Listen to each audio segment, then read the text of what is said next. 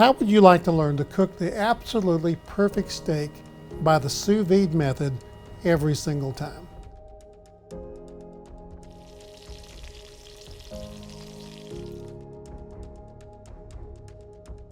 Welcome to All Things Food with John Woods. I love to cook, but I cook to love. So let's talk food. I've got a good friend with me today, Mr. Charlie Wiggins, and Charlie's been in the restaurant business for about 25 years. He's cooked a lot of things, but Charlie, have you ever cooked sous vide before? Never before, John. Well, I just got introduced to I tell sous you, vide last week. You know, I introduced you to something several years ago. Yes, you did. And you did very well with it. Yes, sir. And that was catfish. And today I'm going to have the privilege of introducing you to sous vide, and we're going to start out with these beautiful cowboy ribeye steaks. Now, how does that look to you? That looks big. So we're going to take this kind of step by step here. Okay. Charlie, this is so simple, I think you can understand it. I really do. So I don't think there's going to be a problem at all. So Thank you, John. the first thing we want to do is season these rascals, Okay. okay? So I'm going to set that aside. We're going to get a little pan here and put one of those ribeye steaks in here. And this kind of season it on both sides. Okay. Generous seasoning. We're going to do both of those, okay? Is it important to rub the seasoning in, I'd John? rub it right in. Okay. And then we'll get those sides there. We'll just turn that up on the edge and roll it around on the sides. So far, so good, Charlie. All righty. Okay, let's do another one here. All right, I'll sir. sit that over there. And this is just Montreal steak seasoning. There's several good seasonings out on the market. You may want to just use salt and pepper, a little garlic. This is a great seasoning, though. I like the texture of it. You never can go wrong with just salt and pepper. That's exactly right. So, all right, sir. all right, so we have a really well-seasoned steak. And the second thing we're going to learn about sous vide is the proper way of sealing it. So we have the seasoning of it, and then we're going to do the sealing of it.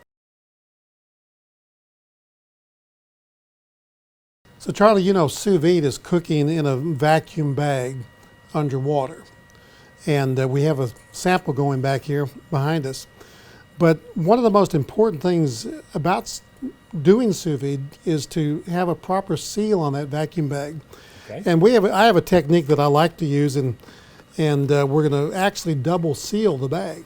All right. Why do you do that, John? It's kind of like an insurance policy. Okay. We don't want that thing breaking open in the water and ruining, you know, a $40 piece of meat or $30 piece of meat.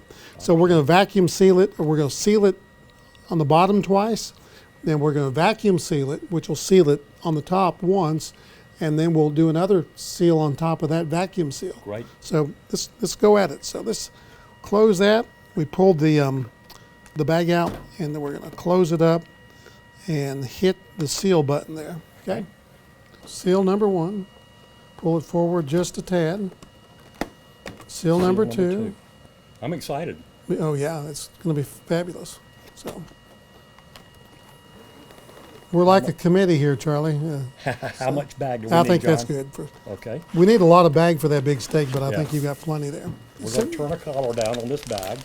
Why do we do that? We do that to keep all of the seasoning or any liquid from the steak getting on this collar and possibly interfering with the seal. Right. So we have plenty of bag here, that's for certain. So Yeah. this trim off just a little bit, not much. Not much. We'll use our handy dandy built-in trimmer. Here we go. There we Okay. go. Look at that. A little cleaner look there. Okay. All right. Okay. And we do vacuum and seal. This is my favorite part. I just love to watch that hair coming out there. So this really, as we talked earlier, this really dries the seasoning into the meat. It does, the yeah. vegetable, Yeah. whatever you're cooking. Yeah. So the wonderful thing about sous vide cooking is you're locking in the flavor and you lock in the juices. Right. So there's no way for the flavor or the juices to escape out of this as in other traditional methods. Gotcha. So we're going to finish the sealing process when that light goes out. You know, I learned that at the School of Hard Knocks, actually. So you hate to pull that bag out and have it full of water. So Absolutely. I would cry. I would cry. People go to jail for less than that. I would definitely agree with that. We have seasoned it. Seasoned it. sealed The it? first S, we seasoned it, yeah. And we And sealed we it. sealed it. Now, you know what the third S is? submerge. We're going to submerge. We're going to sink it. So Sink it. We're going to sink the Bismarck. Here we go. So, okay. Charlie, we're over here at the sous vide circulator, and you see the water temperature now is 129.7. I'm cooking this at 129.9 or 130 basically. And we're going to reset the timer for this, and we're going to cook that 3.5 hours. We already have some meat in here cooking right now, but we're going to cook that for about 3.5 hours at 130 degrees. And the wonderful thing about sous vide is it's so perfect that temperature will stay within 1/10 of 1 degree. Wow. And we'll still maintain a medium rare internal. This is going to be rare. Rare, okay. Yeah, so, here we go. Okay, all the way, sinking it down to the bottom. We always make certain that it submerges. Right. This one I put a little bit of weight on top of it because there was a little bit of air in that bag and Okay. it started to float up a little bit, so I don't want that to happen. So we're going to just walk off and leave this. Now, Okay.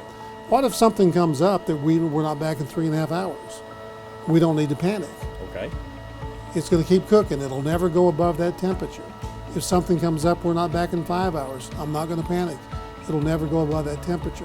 So we'll still have that rare internal temperature even though this stays It'll be rare from top to bottom. So Okay.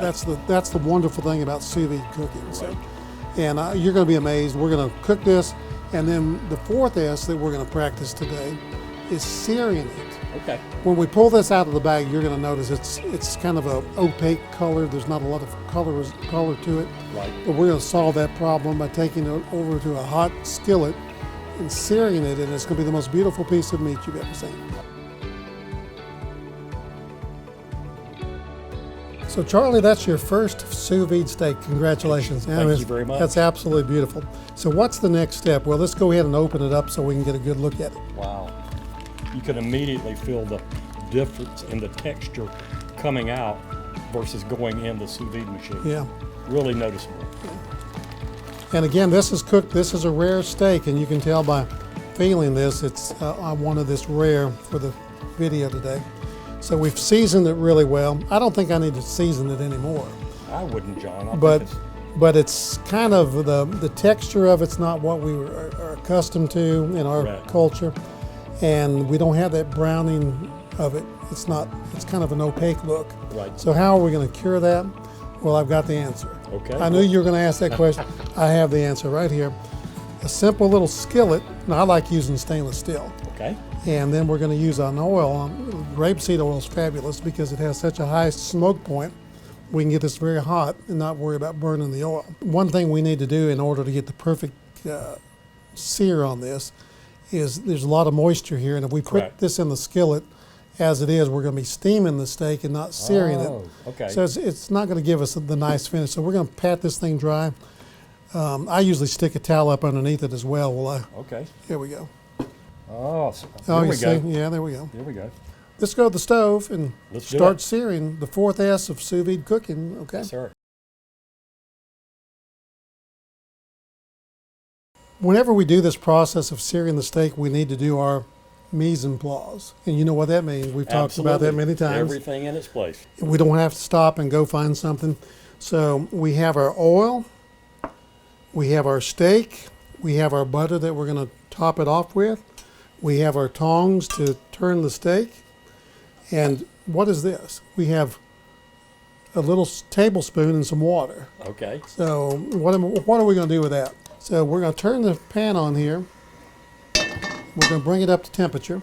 So what happens in the pan that makes it stick with putting the oil in early like that? Well, just kind of imagine that this pan has a lot of little teeth in it, and those teeth are open right now. Correct.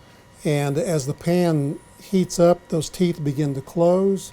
So if we have a piece of meat in here like chicken or steak, cooking, when it's cold, those teeth are going to start to close and grab the meat. Gotcha. So we want to stop that process. So we're going to go ahead and close those teeth, and we don't want to add the oil until they're closed. Okay. So, and there's a little trick to learn how to do that, to know when the pan's properly hot. Some people call this the mercury method, because you drop a little water in the pan, and if it basically steams like that, it's not quite ready. Okay. So we'll kind of wait a minute or two, wipe that out.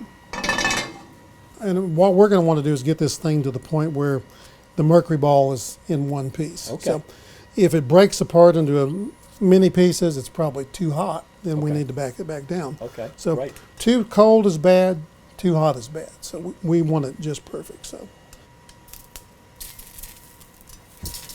I think we're about there. So let's go ahead and pour our oil in. Let's get a good generous amount in Okay. there. Tell me when, because I've never done this, so Let's go ahead and be.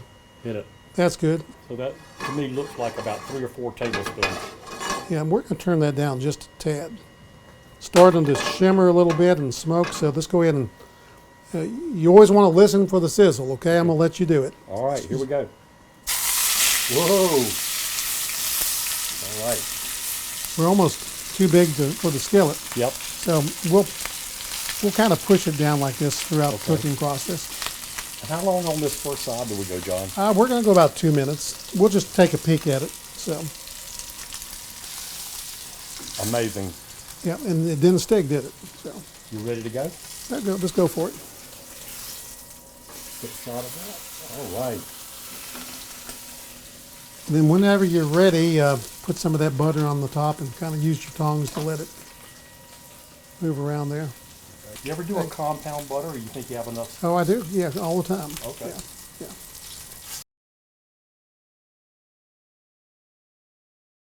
So, Charlie, how do you feel? You've cooked the perfect sous vide steak. John, I'll tell you, it's gorgeous. And I think it's going to be perfectly rare. And that means when we cut this thing open, I'm going to make a bet it's perfect from top to bottom. Okay. Absolutely top to bottom. As most steaks, are kind of cooked down about 1/4 of an inch or more on each side. This one won't be that way. You're going to be amazed. I can't wait to taste So, this. will this be the first time you've had First sous vide time steak? ever. Oh, good, good. First time ever. Well, my friend Charlie Wiggins, and you've met Charlie. Charlie's a great guy. Right. He cooked this, so I can't take any credit for it, other than the fact I happen to be hanging around. So, since Charlie did all the work, I'm going to invite him to come over here, and he's going to cut this thing open for us. And I'm going to let Charlie serve us, okay? Absolutely. And you brought a friend with you today. I did. So you want to introduce him? Bruce Come on. Carroll. Come on, Singer, Bruce. songwriter, all-around good guy. And I don't think you've even seen a steak cooked like this before, have you? I haven't seen a steak that big and cooked to such perfection maybe ever. Yeah, good. Well, I think it's going to turn out really, really good, Charlie. But John, So- I got Great, one looks question great. for you. yeah, When can we taste it? in just a minute. All right. But we're glad you're here, Bruce. Thank you for coming. A Very nice famous to meet you. songwriter, entertainer. Glad to have him here today. And here comes Mr. Wiggins. I'm going Thank to you, John. let you take over. Charlie, I'm really excited about this. This is I hope my heart doctor's not watching. oh my goodness. Holy smoke, look at that. Absolutely perfect. And, people talk about being able to cut up steak like a knife through hot butter. This is absolutely amazing. It is tender. It is. Charlie, good job. Yeah, Congratulations. thank you. Yeah, Here we yeah. go. Enjoy. Now the taste test here, gentlemen. They told me when I was in Africa, keep one foot on the floor at all times while you're eating. So, John, this really is amazing. I'm sold. and that meat next to the bone is the sweet stuff. And the thing is, whenever I cook a lot of times, Sean, the bone, the piece closest to the bone, is so much rarer than Yeah. everything else. But this looks like it's cooked all the way through perfectly. It really is. Jim, you've cooked steak at my house before, and you cook a really good steak. And you and I have had a kind of competition going for years as to Right. who cooks the best steak. Right. And I say that I do, you say that you do. And I agree yours is really good, but does it beat this one? You can't beat this. Let me tell you a little secret too. You can take it out of the water, leave it in the bag, put it in an ice bath, chill it down as quick as you can, stick it in the refrigerator. Let's say I'm coming over to your house tomorrow night to have dinner, and we're gonna have steak. Well, you have it ready. Then I say, Jim, man, something's come up. I can't be there tonight, but I can be there tomorrow night or the night after. Sure. You pull it out that day, stick it in the skillet, and we have perfect steaks And so you leave it in the fridge? in the fridge. Would you ever consider freezing it? We do. I was telling Charlie earlier, I froze some the other day, and I could not tell the difference between one that I pulled out of the sous vide circulator water and the frozen one after I thawed it. That's amazing, because to have 2 or 3 of those kinds of things, you don't know really when you're going to eat them, so you Yeah. stick them in the freezer and then you take them out maybe the day before. Exactly, yeah. Put it in the yeah. fridge. Yeah, 24 hours, leave And it in then the you sear refrigerator. it and you serve it like this. And you know, then your guests think you're the greatest chef, and it's no fuss. I mean, all you're doing is going to put a skillet on the stove, heat it up, and you have these perfect steaks. Look at the juices. Yeah, Look at the juices that are coming out of this. yeah. But you know what I like about it is you talk about the juices, and this is a big steak, so we do have a lot of juice. But you know, a regular steak cooked this rare, the blood would be going out everywhere. Right. And for some reason, it seems to all come together in the meat. John, you'll like this. You know how you're supposed to cook a steak and let it rest Yeah. for 10 minutes or so. Well, I've always said I like that steak to rest in my stomach. well, But with this, I don't ever don't let have it to rest. worry about it. Well, it's almost, and as you brought that up, it's almost like it's resting at 130 degrees over here. It is. exactly. So it's pre-rested. Exactly. Fantastic. Well, welcome to Sous Vide Cooking, everybody. Well, I guess my question now, Jim, that we've discussed how great this steak is, and you kind of had the crown of steak cooking for a year or two. Do I get the crown back? As much as I hate to say it, yes. All right. Yes. Passing of the Yes, baton. all The right. passing of the baton. Good, good. Oh, John, this is excellent. Yeah, Thank you it's for having us. fantastic. Thank you for Yeah, coming. thank Yeah, you, nice John. to have you. Charlie, so great much. job. It's been a great day in the kitchen today cooking succulent sous vide steaks with my friends. If you learned something today that's going to be helpful to you in your cooking, be sure to like this video, share it with your friends, and subscribe. And look for some other videos in this series on 50 ways to love sous vide cooking. Hope to see you soon.